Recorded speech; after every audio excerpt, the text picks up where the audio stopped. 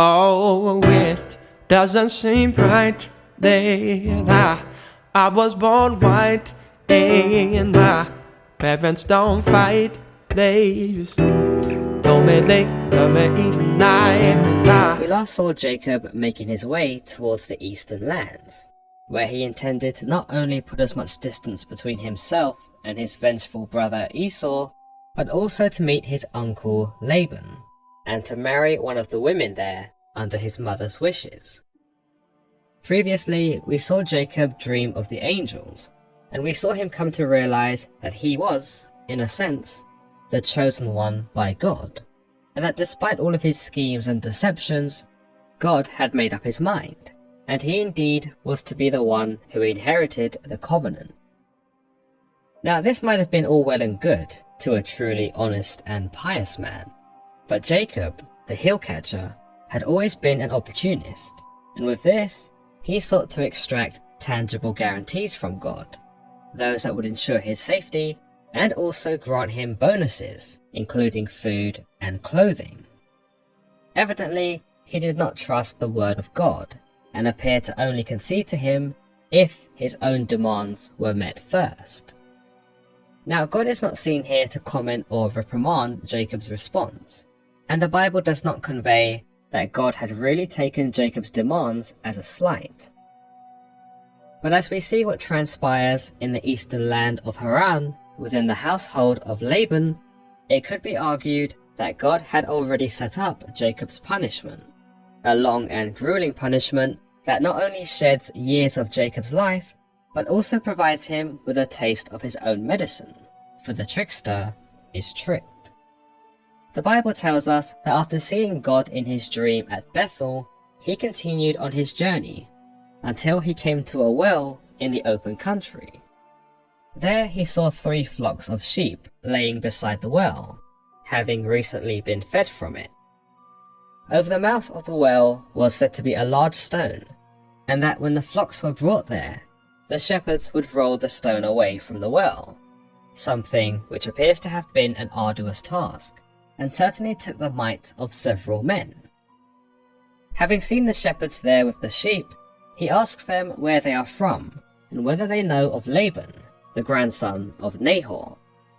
To his surprise, they actually do, and they point out that Laban's daughter Rachel had arrived with the sheep.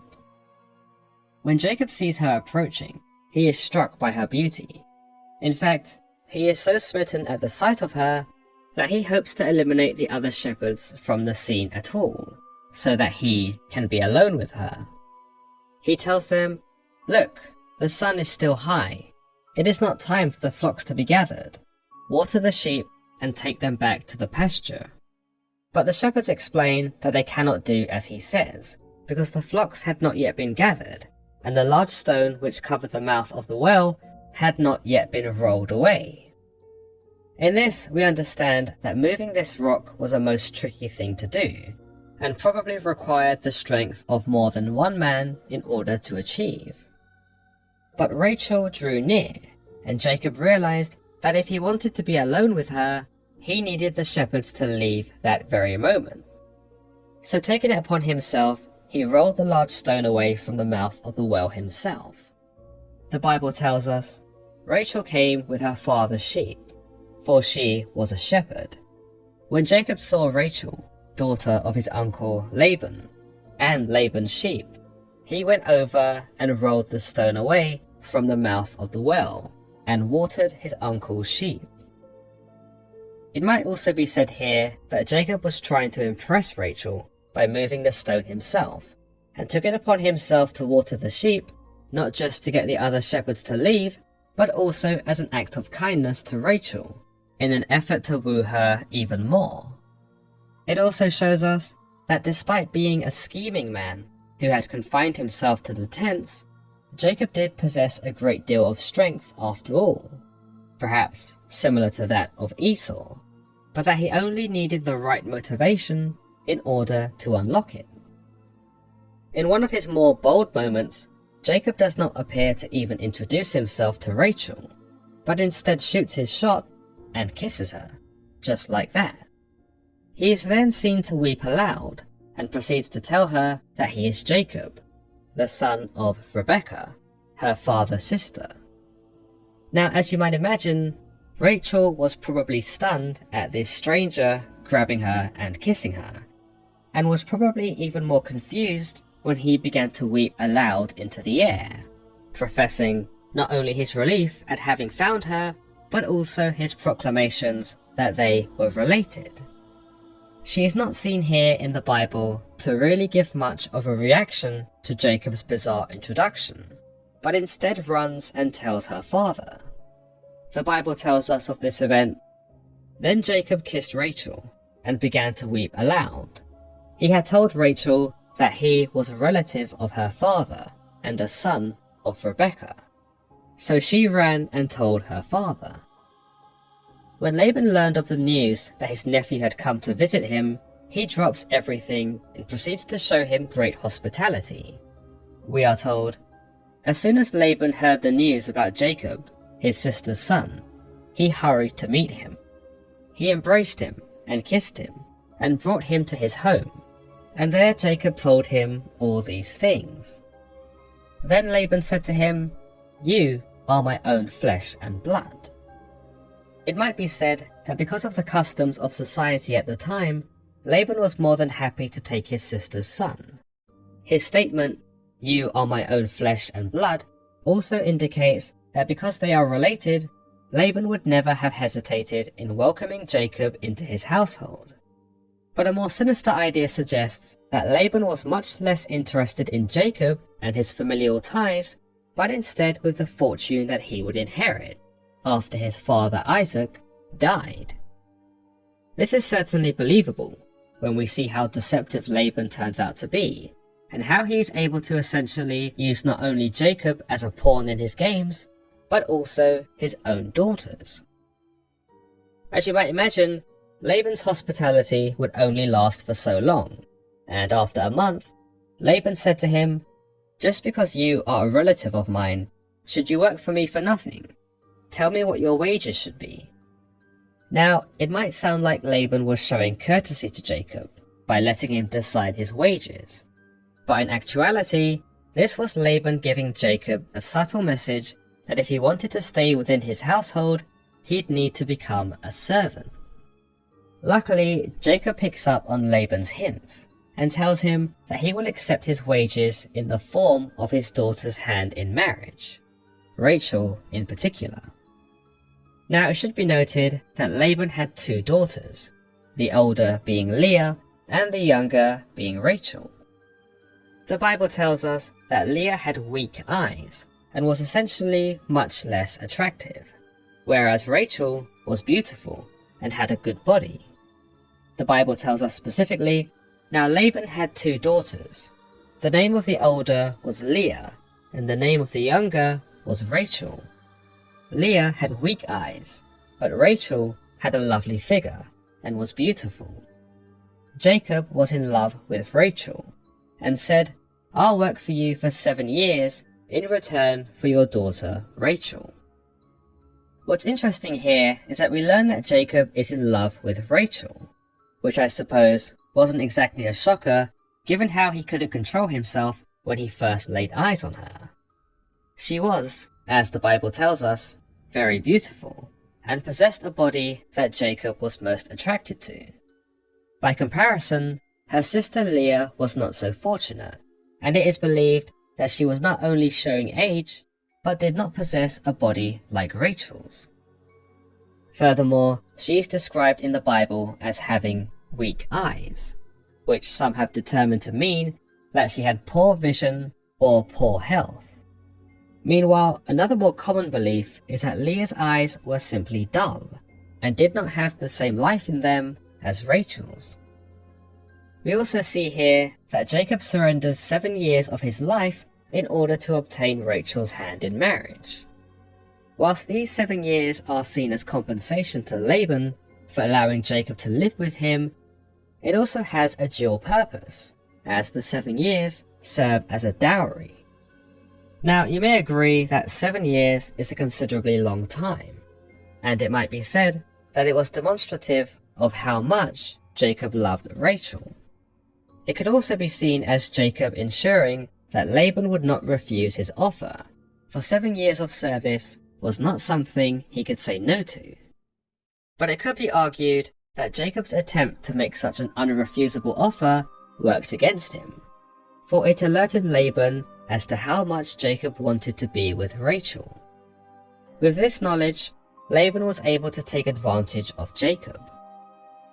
Laban appears to agree to Jacob's terms, telling him that he'd rather give Rachel to a man like Jacob, his nephew, than some random stranger. The Bible tells us that Jacob did indeed serve his 7 years to obtain Rachel, but that these 7 years only seemed like a few days to him because of his love for her. It is believed that during these 7 years, Jacob went without pay and was in some capacity at the mercy of Laban for food and shelter. Yet despite these grueling conditions, the 7 years passed by in no time, and we are led to believe that because of the thought of being with Rachel, Jacob was able to not only endure such hardships, but that he barely even noticed them. Now, you might say that the reason it wasn't such a big deal for him was because he got to see Rachel all the time anyway, and whilst they weren't married, they were still together under the household of Laban. This isn't necessarily true, given that in ancient culture, Jacob, as a servant, would have probably been made to work outside for long hours, and that he might have been forced to adhere to the social guidelines that segregated servants from the household members, or at least prevented them from conversing and forming a relationship. This shows us that not only was Jacob willing to go to such extremes for Rachel, but that he was also prepared to wait for her for 7 years. When the 7 years pass, Jacob confronts Laban immediately and demands, "Give me my wife. My time is completed, and I want to make love to her." Evidently, whilst the 7 years had flown by for Jacob, he was done waiting for what he wanted, and was clear that his service to Laban was now over, and that his uncle should now uphold his end of the bargain. Laban appeared to certainly do so, as he brought together all the people of his household, and held a feast in honor of the union between Jacob and Rachel. Yet things were not as they seemed. The Bible tells us, "But when the evening came, he took his daughter Leah and brought her to Jacob, and Jacob made love to her." Now, many of you will be wondering, how on earth did Jacob not realize he was having sex with the wrong daughter? And I'm pretty much in agreement with you. Some ideas propose here that at this feast, Jacob had consumed too much wine, and that in his drunken state, he could not tell the difference between Leah and Rachel. However, the Bible does not detail the contents of the feast, and Jacob's sobriety does not appear to come into question. Another idea proposes that because of the customs of the wedding, the wife was constantly veiled, so as to preserve her modesty, and that she was only revealed to her husband when they were alone at the end of the night. Naturally, by this point, it would have been dark, and so it could explain how Jacob was fooled. It should also be noted that Leah was most likely involved in the deception as well, given that she willingly goes along with it, or that perhaps she'd been instructed to do so by her father, and therefore could not disobey him. Some ideas propose that Leah secretly loved Jacob, and realizing that this was her only opportunity to be with him, she jumped at the chance to fulfill her fantasy. It might also be questioned as to why Rachel did not alert Jacob that this was happening, and this might be because she was either ignorant to the plan, or that Laban's authority over the household was absolute, and thus could not be questioned or challenged. When Jacob wakes up the next morning, he realizes that he is lying next to Leah, and not Rachel. With this, he immediately realizes that he has been deceived, and that Laban had supplied him with the wrong daughter. The Bible tells us, "When the morning came, there was Leah. So Jacob said to Laban, 'What is this you have done to me? I served you for Rachel, didn't I? Why have you deceived me?" Here we see Jacob get a taste of his own medicine, for the deceiver is ultimately deceived. You can sense the panic in his words as the realization of what has transpired begins to sink in. No longer is he the one pulling the strings of those around him, but instead comes to find himself at the mercy of someone far more sly. It might be argued that, as stated earlier, this was his punishment, for not only giving God ultimatums, but also for having deceived both Isaac and Esau. In fact, one might say that the deception here is quite similar to the deception Jacob had made against Isaac, given that where Jacob took advantage of Isaac's inability to see, the same was done to him by Laban. It could also be said that where Jacob had schemed to trade his status from the younger sibling to the older sibling, Laban had schemed to trade the older sibling for the younger sibling with his own daughters, thus causing Jacob to reap what he'd sowed.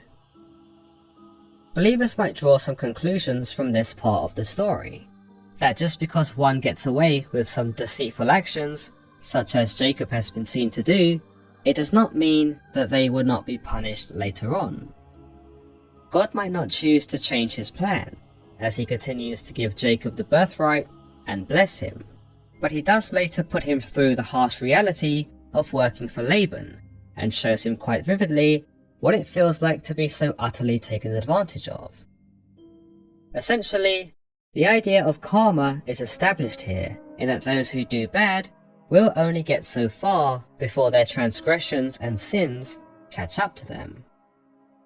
Laban proceeds to answer Jacob and tells him, "It is not our custom here to give the younger daughter in marriage before the older one. Finish this daughter's bridal week. Then we will give you the younger one also, in return for another 7 years of work." Laban's rather cold and callous response could be seen as his attempt to defuse the situation, without having to actually accept the guilt. He also produces the excuse that according to the customs of Haran, the younger daughter is not allowed to get married before the older one, and that Jacob should have really known this before agreeing to the proposal. In essence, Laban seeks to shrug the blame off of himself and onto Jacob, as well as to justify his actions in the first place. He is basically telling Jacob that these are the rules, and that no one would be able to marry Rachel without Leah being married first. In this, Laban's excuse keeps Jacob's hands tied, and so he is unable to do much about it but accept another 7 years of labor in order to obtain Rachel. Here, Jacob really comes to learn what it is to be deceived, and how such actions can truly make someone else miserable. By experiencing this firsthand, Jacob understands the pain he has caused, and perhaps this was God's way of making him develop some empathy, and to perhaps prevent him from doing something of the like again. The Bible concludes this section telling us, "And Jacob did so. He finished the week with Leah, and then Laban gave him his daughter Rachel to be his wife." Laban gave his servant Bilhah to his daughter Rachel as her attendant.